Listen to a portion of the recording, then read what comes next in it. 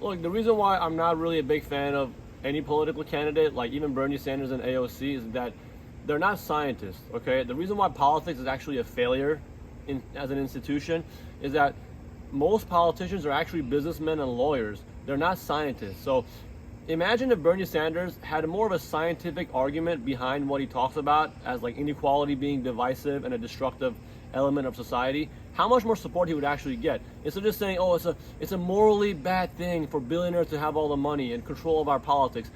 That's not really, that doesn't go far enough.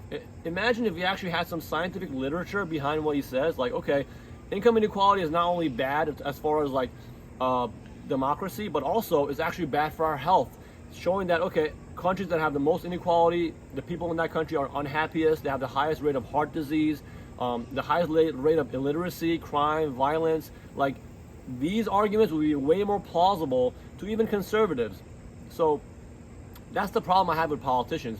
They do not have a sound scientific argument behind what they say. And I'm sorry, science is actually what has transformed our world. And incredibly, it's been the incredible factor that has brought us into such a better position as a species. So, you know, we have to understand that, look, explain things from a scientific perspective. Stop being businessmen and lawyers. These are people who have no education, they have no qualification really to lead our society.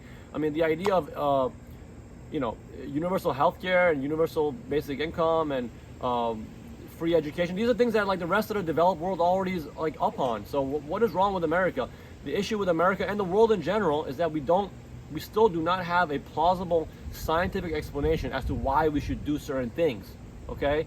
By the way, income inequality, countries that have the highest rate of inequality, the people care the least about the environment. So even from that perspective, inequality makes people really actually mean. It makes them not care about things. On a sociological and a psychological level, when you see people have more than you tend to experience a lot of stress. So countries with more inequality, they have more heart disease. So these are the things I'm actually behind as like a structuralist, as a systems thinker. Part of the zeitgeist movement and resource-based economy is what I advocate, is a society that actually uses science and research to arrive at solutions. We don't need to vote. We should not vote for people. We should vote for ideas. We should get behind ideas. And that is the central point of what I'm trying to get at. Anyway, guys,